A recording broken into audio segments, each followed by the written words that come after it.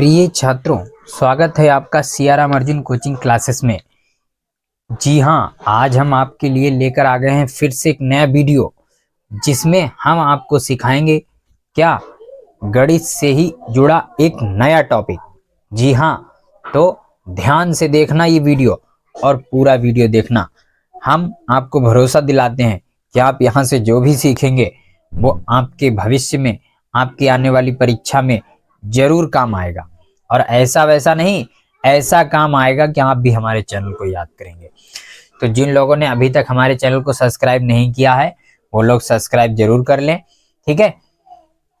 और bell icon जरूर दबा दें ताकि आने वाले हर वीडियो का नोटिफिकेशन आपको मिलता रहे। और अगर वीडियो पसंद आए तो आप लोग लाइक जरूर कर दीजिए और शेयर तो ज्यादा से ज्यादा कर दीजिए, ठीक है। तो इतना याद रखना। अब हम आप लोगों को सिखाते हैं आज बहुपद। पिछले वीडियो में भी हमने आपको सिखाया था बहुपद, वहां बहुपद के हमने गुणनखंड किए थे। यहाँ पर हम बहुपद के कुछ नए सूत्र आपको सिखाएंगे, वो आप लोग ध्यान से देखिए। जैसे जैसे आपका द्विघात बहुपद कल हमने बताया था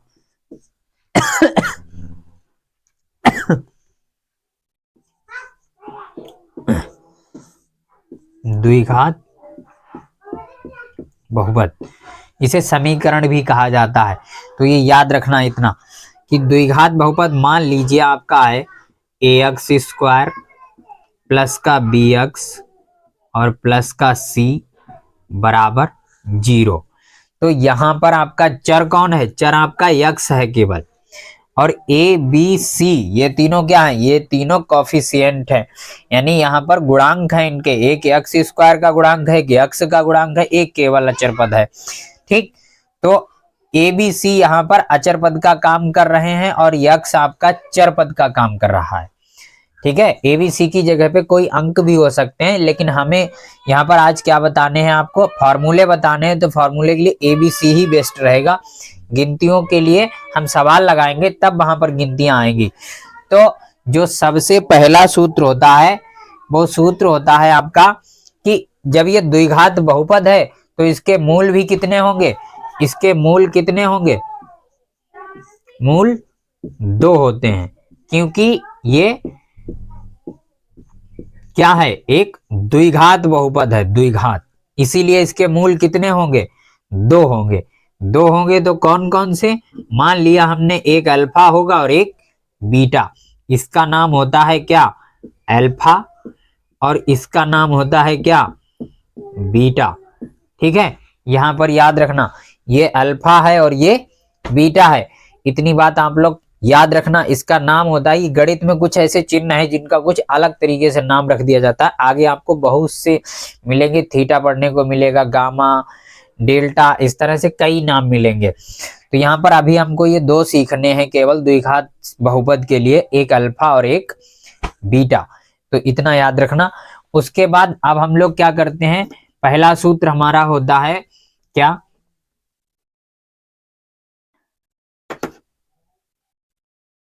पहला सूत्र होता है मूलों का योगफल।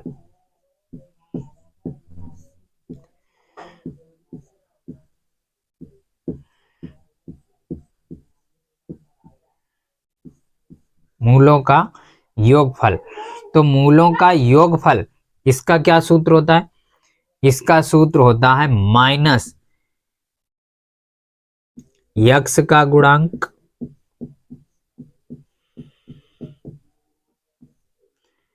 बटे यक्स स्क्वायर का गुणांक।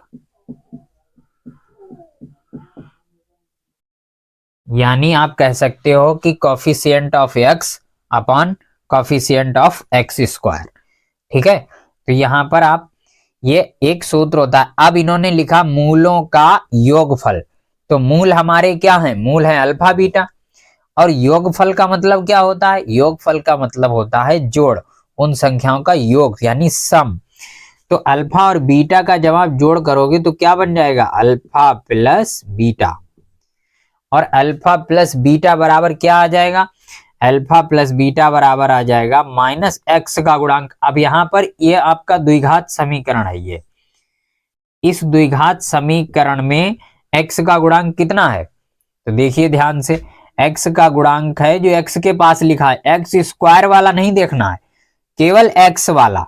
तो x वाला कौन है, b लिख दीजिए बटे फिर एक्स स्क्वायर का गुणांक, तो एक्स स्क्वायर का गुणांक क्या है, a।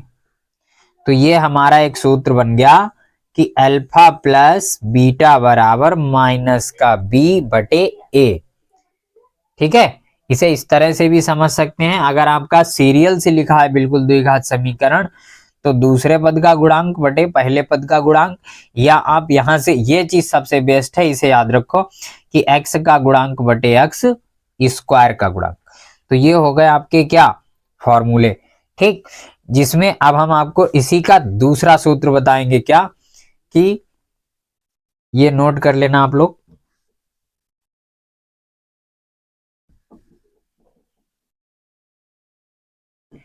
दूसरा सूत्र यहीं पर होता है मूलों का क्या चीज, गुणनफल। तो मूलों के गुणनफल का क्या सूत्र होता है, मूलों के गुणनफल का सूत्र होता है अचर पद और बटे यक्स स्क्वायर का गुणांक। अचर पद बटे एक्स स्क्वायर का गुणांक, ये आपका सूत्र नंबर 2 है, वो सूत्र नंबर 1 था। ठीक है, ये अगला सूत्र है आपका, ये सब सूत्र हैं, ये याद रखना। ठीक है, तो यहां पर अब हम लोग क्या लिखेंगे, तो मूलों का गुणनफल, मूलों का गुणनफल का मतलब होता है कि अल्फा की गुणा आप बीटा से करो। तो अल्फा गुणा बीटा बराबर क्या हो जाएगा, अचर पद। अचर पद इन तीनों में से कौन है, अचर पद यहाँ पर वो माना जाएगा जिसके साथ चर बिल्कुल ना हो। तो यहाँ पर देखो, यहाँ पर भी चर है, यहाँ पर भी चर है, यहाँ नहीं है, तो अचर पद किसे माना जाएगा, सी को। और एक्स स्क्वायर का गुणांक तो पहले भी बता चुके आपको कितना होता है, ए। तो ये आपका सूत्र बन जाएगा कि अल्फा बीटा बराबर सी अपान ए। ठीक, ये एक नया सूत्र हो गया आपके लिए। तो ये दोनों सूत्र आप याद रखिए। यहां से हम आप लोगों को बहुपद का एक सवाल सिखाएंगे, दोनों सूत्र आप लोगों ने अच्छे से लिख लिए होंगे। ठीक है, तो शुरू करते हैं आज का पहला सवाल।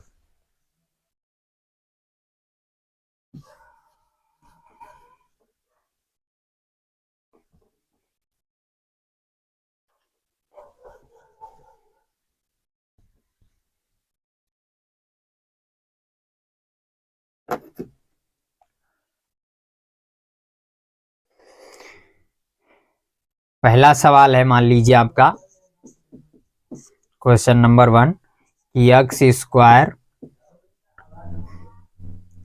प्लस का 9x प्लस 20 बराबर 0 के मूलों का योगफल तथा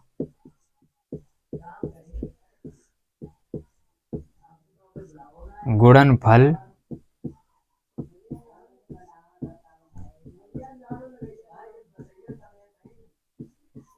ज्ञात कीजिए। ठीक, ये आपके सामने सवाल लिखा है कि x square plus 9x plus 20 बराबर 0 के मूलों का योगफल तथा गुणनफल ज्ञात कीजिए। मतलब मूलों का ही योगफल और मूलों का ही गुणनफल। तो हमारा जो सवाल है ये एक द्विघात समीकरण है, द्विघात बहुपद है ये। तो सबसे पहले हमें क्या होना है, हमें ए बी सी के मान चाहिए, तभी तो हम मूलों का योग और मूलों का गुणनफल निकाल पाएंगे, है नहीं। तो समीकरण आपका क्या है, समीकरण है आपका एक्स स्क्वायर प्लस का 9x प्लस का 20 बराबर 0।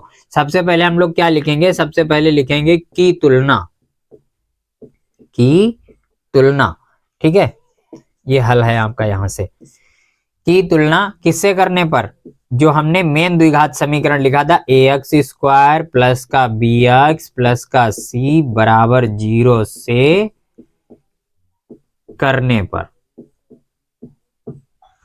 ठीक है, अब इससे जब आप करोगे तो बताओ a बराबर कितना आएगा, b बराबर कितना आएगा और c बराबर कितना आएगा। तो देखो तुलना का मतलब क्या होता है, यहाँ पर सीख लो तुलना करना, कैसे तुलना की जाती है। तुलना का मतलब होता है कंपेयर, मतलब कि एक समीकरण दूसरे समीकरण के जैसा ही हो लेकिन कुछ अंतर हो, केवल कुछ, कि चर का कोई अंतर नहीं होना चाहिए, अचर का अंतर होना चाहिए। तो यहां पर आप देख रहे हो जैसे इस समीकरण में अगर एक्स स्क्वायर लिखा है तो यहां भी एक्स स्क्वायर लिखा है, इस समीकरण में अगर प्लस लगा है तो यहां भी प्लस लगा है, इस समीकरण में अगर यहाँ एक्स लिखा है तो यहां भी एक्स लिखा है, इस समीकरण में यहाँ प्लस लग के कोई नंबर लिखा है तो यहां भी कुछ अंक ही दिया है। ठीक है, वो एबीसीडी का ही अंक समझ लो। यहाँ बराबर लगा, यहाँ जीरो लिखा, यहाँ जीरो लिखा, कहने का मतलब ये दोनों समीकरण आपस में कुछ मेल खाते हैं, कुछ एक जैसे दिख रहे हैं।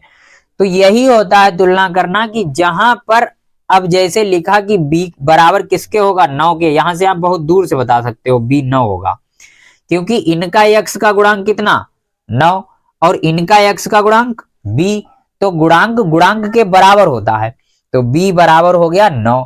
उसी तरह c बराबर कितना हो गया, अब ये बात आपको बहुत अच्छे से समझ में आ गई होगी कि c बराबर कितना हो जाएगा 20।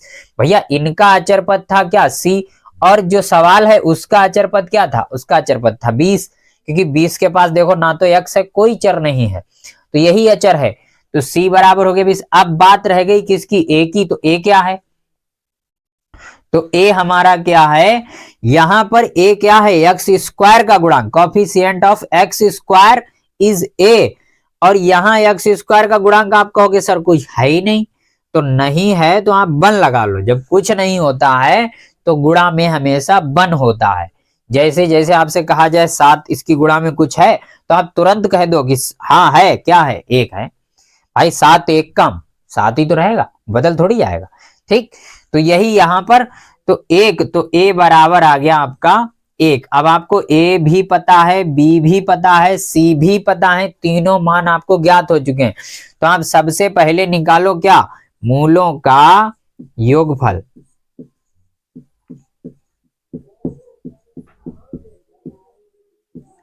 अल्फा प्लस बीटा बराबर क्या सूत्र होता है, माइनस का b और बटे a। तो b का मान रख दो, b का मान रख दो, तो अल्फा प्लस बीटा बराबर हो जाएगा माइनस b का मान है 9 और a का मान है 1, 9 को 1 से भाग दोगे तो ये आ जाएगा माइनस का 9। अगला अगला सूत्र क्या होता है, अगला सूत्र होता है मूलों का गुणनफल।